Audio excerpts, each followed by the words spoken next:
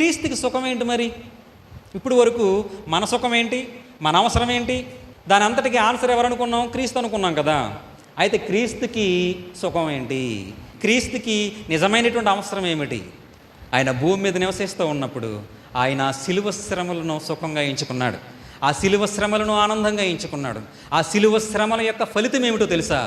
ఆయన క్రీస్తు యొక్క శ్రమల యొక్క ఫలితం సంఘం. ఈ సంఘము కొరకే ఆయన ఆ శిలువ శ్రమలు, అదే ఆయనకు ఆనందంగా అనుకున్నాడు, అదే ఆయనకు సుఖం అనుకున్నాడు. ఆయన ఏమాత్రం ఆలోచించకుండా సిలువెక్కేశాడు. సహజంగా లేదు అని ఒక మానవుడిగా ఆయన జీవితాన్ని వెళ్ళబుచ్చొచ్చా హాయిగా అంటే వెళ్ళబుచ్చే అవకాశం ఆయనకు కూడా ఉంది. దేవుడేమైనా కట్టిపడేసి నువ్వు సిలువెక్కాల్సిందే అని కూర్చోలేదు.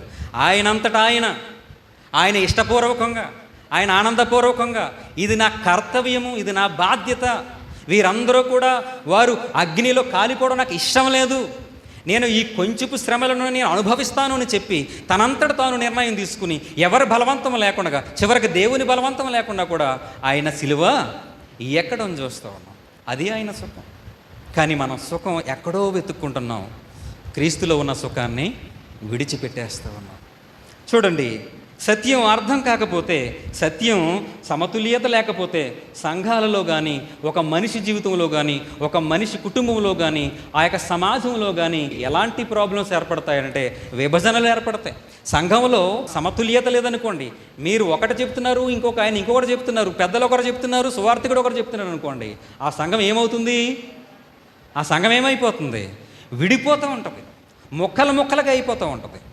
కానీ సత్యము ఒకటే అయినప్పుడు, క్రీస్తు స్థాపించినటువంటి సంఘము ఒకటే అయినప్పుడు అది సమతుల్యంగానే ఉండాలి, ఇంక వేరే మార్గం లేదు. సంఘంలో విభజన ఏర్పడడానికి గల కారణము సత్యం అర్థం కాకపోవటం, సత్యము సమాంతరంగా ఉండకపోవటం. క్రైస్తవులలో మరుగుజ్జుతనం ఎక్కువైపోయిందట. మరుగుజ్జుతనానికి ఎలాంటి ఆహారం పెట్టండి మీరు, పెరుగుతాడా వాడు? ఎలాంటి ఆహారం పెట్టినా, ఎలాంటి మందు వేసినా వాడు పెరగడం. ఎందుకంటే వాడి బాడీ అలా డిజైన్ చేయబడింది. మరి మనం ఎదగకపోవడానికి ఏంటి కారణము? వ్యక్తిగా అలాగనే సంఘముగా మనం ఎదగకపోవడానికి కారణం ఏమిటి? గ్రహించారా ఎప్పుడైనా? ఎక్కడ లోపం ఉందో గ్రహించారా? బోధకునిలో లోపమా, బోధలో లోపమా, లేదంటే మనలో లోపమా? ఎవరిలో లోపం ఉంది? ఎందుకని మనం విభజనగా బ్రతుకుతున్నాం, విభజన ఆలోచనలు కలిగి ఉన్నాం, మనం ఎలాంటి డెవలప్మెంట్ లేకుండా ఉన్నాం? ఆలోచిస్తున్నారా? లేదు అని అంటే ఇది ఆనవాయితీగా మనం ఆచరిస్తున్నామా? ఆనవాయితీ అయితే అది ఉపయోగం లేదు, దాన్ని తీసి పక్కన పెట్టేయండి, రావక్కర్లేదు. ఒక సత్యము వెల్లడిపరచబడాలి, సత్యము తెలియపరచబడాలి.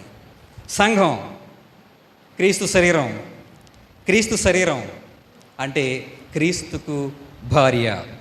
క్రీస్తు శరీరం అంటే క్రీస్తుకు భార్య. సంఘం అంటే నీవు నాకు ప్రదానము చేయబడ్డావు, నేను నిన్ను వివాహం చేసుకోవటానికి నేను సిద్ధపడ్డాను, నువ్వు సిద్ధపడ్డావా? వివాహానికి ఒక కన్యకను నేను వివాహం చేయటానికి అన్ని విధాల అర్హతలు నా దగ్గర ఉన్నాయి. మరి కన్యకగా అర్హతలు నీ దగ్గర ఉన్నాయా? సంఘము ఒక కన్యక, సంఘము ఒక స్త్రీ. ఈ స్త్రీ ఏం చేయాలి? భర్తకు భార్యగా ఆ స్త్రీ, క్రీస్తు శరీరముగా ఆ భార్య ఎలా ఉండాలి అని అంటే సామెతలు 31వ అధ్యాయము 10వ వచనము, గుణవతి అయిన భార్య దొరుకుట అరుదు, అట్టిది ముత్యము కంటే అమూల్యమైనది. ఆమె పెనిమిటి ఆమె యందు నమ్మిక ఉంచును, అతని లాభప్రాప్తికి వెలుతు కలగదు. భర్త అనుమానించదగినటువంటి, భర్త తప్పు మోపదగినటువంటి విషయాలు ఏవి కూడా ఆ స్త్రీలో లేవట. ఎవరిమే? గుణవతి అయినటువంటి భార్య. నేను కొంచెం ఎలాగరిస్ అనేటువంటి మెథడ్లో నేను చెప్పబోతున్నాను, పోలిక రూపంలో చెప్పబోతున్నాను. ఆమె అట తన భర్త తనను అనుమానించడానికి కానీ, తన మీద నేరం మోపడానికి కానీ ఎలాంటి తావు ఇవ్వని స్త్రీ అట ఈమె. భార్య అంటే స్త్రీయే కదమ్మా, స్త్రీ మాత్రమే భార్య కాగలదు, అంతేనా? స్త్రీ మాత్రమే భార్య కాగలదు. ఈమె, ఇది సామెత. నేను దీన్ని కొంచెం ఎలాగరిస్ వేలో చెప్తున్నాను.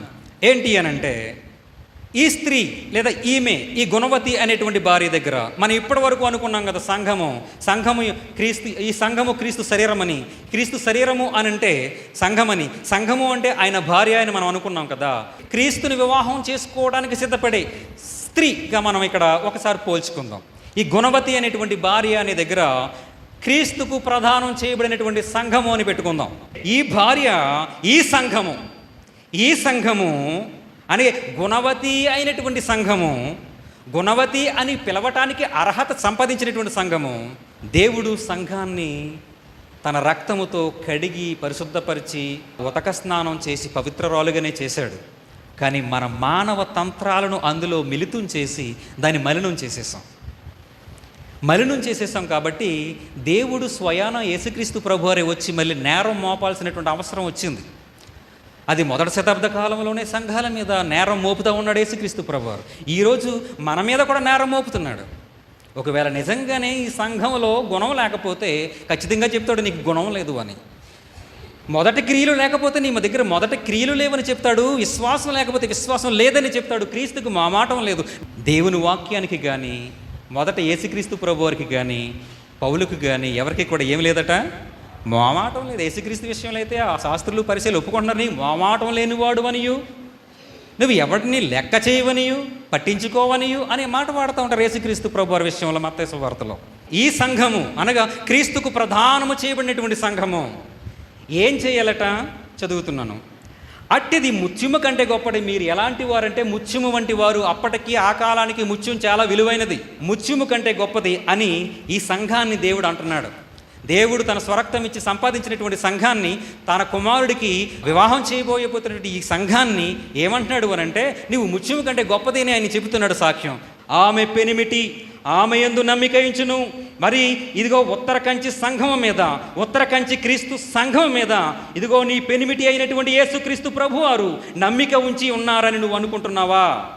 నీ మీద నమ్మిక యేసుక్రీస్తు ప్రభువారు నమ్మిక ఉంచారని ఉత్తర కంచి క్రీస్తు సంఘమైనటువంటి మీరు నమ్ముచున్నారా? మీరు అనుకుంటున్నారా?